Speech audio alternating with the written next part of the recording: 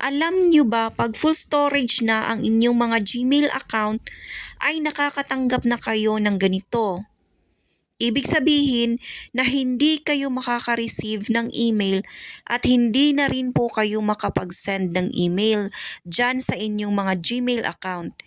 Kaya kailangan nyo talagang linisin o bawasan ang storage ng inyong mga Gmail account para makareceive kayo ng email at para makasend na rin kayo ng email dyan sa inyong mga Gmail account. Kaya kung paano linisin ang inyong full storage na Gmail ay sundan nyo lang ang video na ito para inyong malaman. Pindutin ang inyong Gmail account at pindutin ang profile picture sa taas. Pindutin ang manage storage. Ngayon naman scroll up at pindutin ang clean up space. Ito ang kailangan nating linisin: large photos and videos, emails in trash, unsupported videos, at spam emails dahil nagko-consume ito ng storage sa ating mga Gmails. At ito ang kailangan nating linisin kagaya na lamang ng pag-delete ng ating mga videos and photos. I-delete lang natin ito para mabawasan ang storage ng ating mga Gmail account.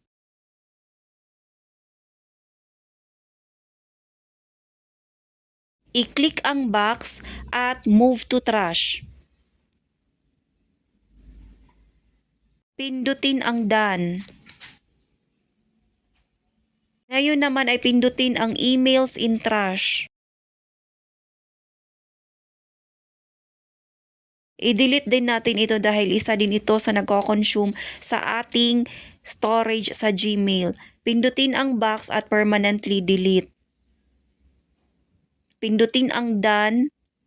Balik tayo. Pindutin naman ang spam emails. Pindutin ang check at i-delete. Check ang box at permanently delete.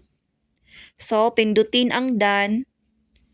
Pindutin uli natin itong large photos and videos. I-check ulit at i-delete. Check box and move to trash.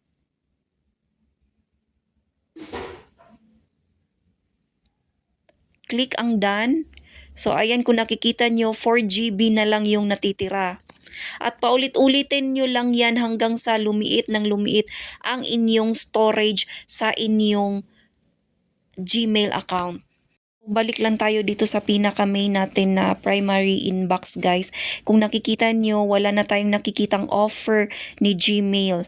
At ayun guys, tuluyan na nating nalinis ang ating Gmail account at nabawasan na rin natin yung storage ng ating mga cellphone. And reminders guys na kahit pa nalinis na natin yung large photos and videos o kayong spam emails, pwede pa rin nating linisin yung sa my trash at all emails natin guys. Basta alam lang natin yung proseso, mababawasan talaga ang storage ng ating mga Gmail accounts at makakatanggap na rin tayo ng mga message o emails, makakapag-receive o makakapag-send na rin tayo ng mga emails. Hanggang dito na lang, sana po ay may natutunan at maraming salamat po sa inyong panonood.